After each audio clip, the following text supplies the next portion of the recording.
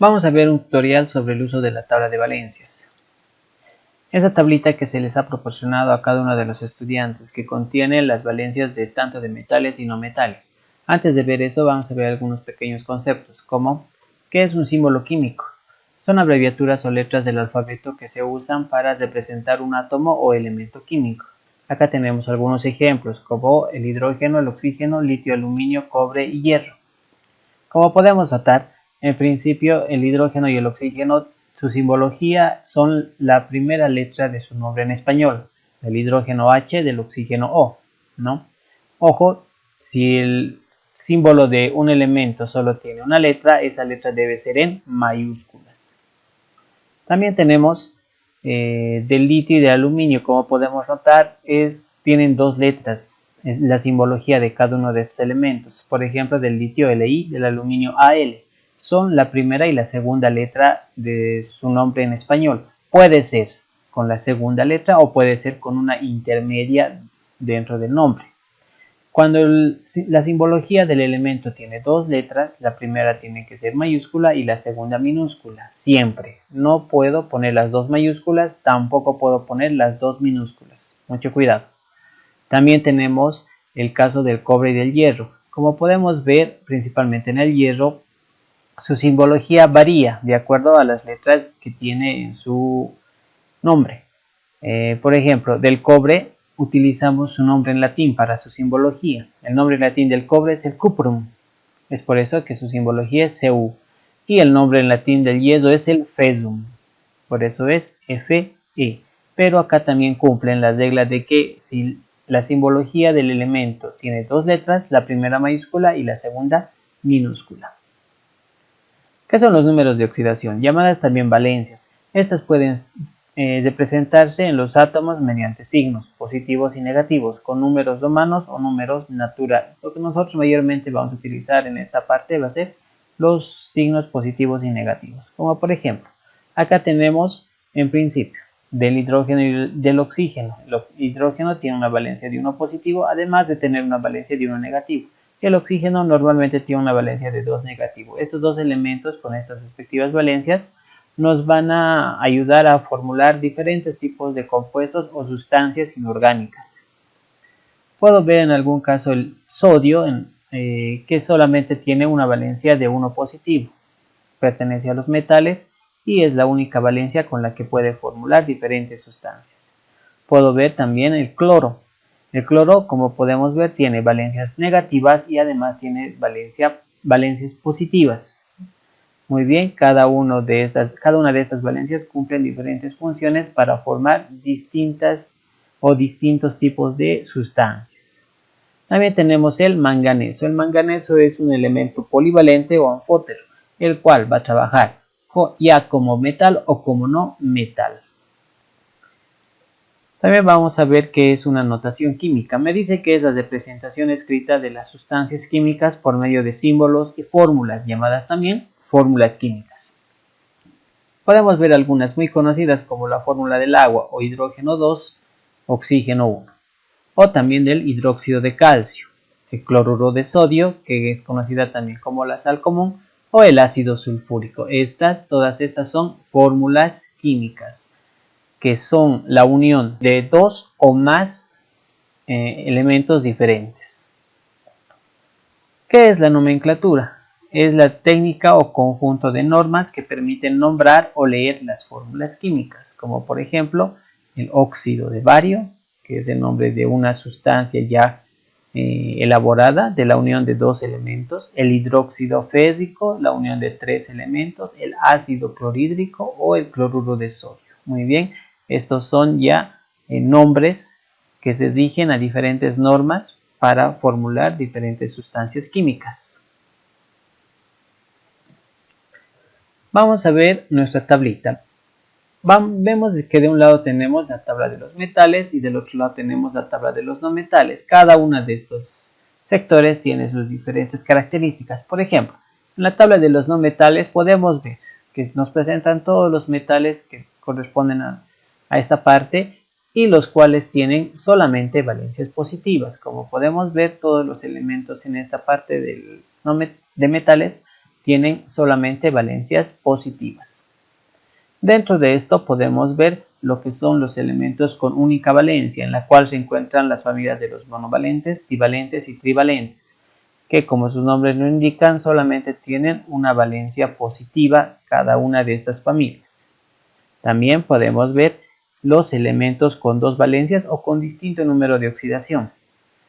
En esta parte podemos ver que todos estos elementos ya no tienen solo una, sino tienen dos valencias y con sus respectivas terminaciones para hacer la formulación de diferentes sustancias químicas. También vemos acá lo que son los polivalentes o afóteros.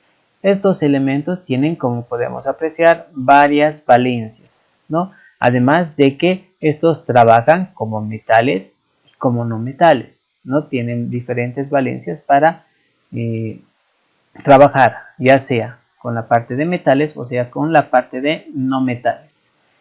Además de tener sus propias terminaciones y prefijos para poder trabajar y formular diferentes sustancias. Bien. También vamos a ver en la parte de los no metales que estos tienen la característica de poseer valencias positivas y negativas, como en el ejemplo de los halogenoides, la primera familia, que tienen una valencia fija negativa de 1 negativo, ¿no? Solamente tienen 1 negativo y sus demás valencias son positivas. También tenemos los anfigenoides, los cuales tienen una valencia 2 negativa, su valencia fija, esa nunca va a cambiar, además de tener valencias positivas.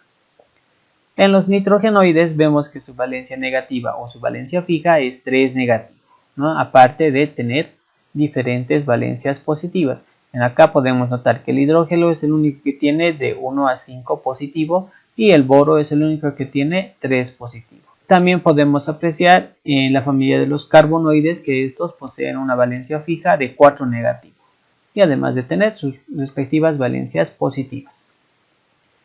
Vamos a ver en esta parte lo que son los elementos gaseosos, diatómicos o moleculares. Son elementos que se encuentran en estado gaseoso. Cuando en una reacción química encontramos a estos elementos o tenemos que escribir estos elementos sin combinarse con otro, sin tener relación con otro elemento, tenemos que anotarlas siempre con su subíndice 2. Al anotarlas en una reacción química con su subíndice 2, nosotros estamos destacando de que estos se encuentran en estado gaseoso. Bueno, muchas veces me han preguntado, profe, ¿y en la tabla dónde se encuentra el hidrógeno? Porque se formulan bastantes compuestos con el hidrógeno. Pues se encuentra acá. Debajo del título de metales, ahí cito, se encuentra el hidrógeno. El hidrógeno sabemos que lo podemos encontrar siempre en estado gaseoso. Muy bien, entonces acá está el hidrógeno con sus respectivos símbolos y sus valencias, uno positivo y uno negativo. ¿Qué vamos a hablar más de esta parte? Lo que realmente nos interesa es esta parte que dice de notación y nomenclatura inorgánica, ¿no? Que es la parte que a mí me va a ayudar a escribir nombres químicos. Como podemos notar en esta tablita, podemos ver las diferentes formas de cómo formular diferentes sustancias. Por ejemplo, puedo formular compuestos binarios como óxidos metálicos, óxidos no metálicos o anhídridos, hidruros metálicos, ácidos hidrácidos, sales hidrosales, ¿no? También puedo formular compuestos ternarios como hidróxidos o bases, ácidos oxácidos o diferentes tipos de sales. Muy bien. Más adelante en el transcurrir del tema vamos a ver cómo utilizar cada uno de estos. Pero esta tablita viene muy unida a lo que es esta tablita verde que tenemos acá, que es, esta nos sirve para escribir fórmulas químicas. Acá podemos ver las mismas funciones que vamos a encontrar en esta tabla de notación y nomenclatura, pero además de su ejemplo en la nomenclatura tradicional, o sea, para nombrar estos diferentes compuestos o sustancias. Muy bien, por ejemplo, acá me dice que tengo un óxido metálico. La suma de metal más el oxígeno me va a dar el óxido metálico. En este caso estoy uniendo el cobre con el oxígeno. Si voy a formar el cobre con el oxígeno, yo sé que el cobre es un metal, más el oxígeno va a ser un óxido metálico. En esta tablita busco cuál es el óxido metálico y el nombre de ese compuesto había sido óxido cúprico.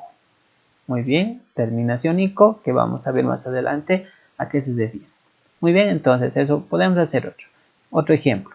Por ejemplo, acá me dice la unión de un hidrógeno, no metal y oxígeno me da un ácido oxácido, ¿no? Ácido oxácido. Entonces, ¿cómo se llamará este compuesto? Yo voy a venir acá, voy a buscar el nombre de ácido oxácido. Aquí está.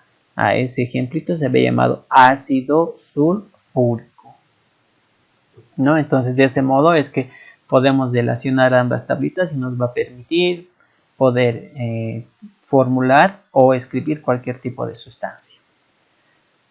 También en esta parte vamos a ver algunos prefijos. Este es un resumen de los prefijos para las diferentes sustancias, para formular las diferentes sustancias.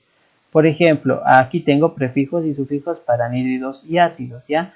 Me dice que en los halogenoides, anfigenoides, nitrogenoides y carbonoides, estos van a ser sus prefijos y sus terminaciones. Como por ejemplo, para la familia de los halogenoides, para el cloro, si yo en el cloro voy a trabajar con 1 positivo, para mí va a ser ácido, es un ejemplo, hipocloroso. Prefijo hipo, terminación oso, ¿no? Si me dice que con el cloro para los halogenoides, para el cloro voy a trabajar con 3 positivo, simplemente va a ser ácido cloroso, terminación oso. Muy bien. También me dice que si en la familia de los halogenoides con el cloro yo voy a trabajar con 5, para mí va a ser ácido clórico. Y por último, si trabajo con su valencia 7 positivo con su máxima valencia, va a ser ácido perclórico. Muy bien. También tengo esta partecita donde me cambia. Una vez que lleguemos a la parte de sales, vamos a ver que van a cambiar las terminaciones. Vamos a ver que en lugar de oso ingresa ito y en lugar de ico ingresa ato. También tenemos en esta parte lo que son los prefijos numéricos. Estos prefijos numéricos a mí me ayudan a nombrar más que todo en la nomenclatura IUPAC cuántos átomos de cada elemento están presentes en nuestra sustancia. Vuelvo a repetir, esta parte nos va a servir más que todo para la nomenclatura IUPAC.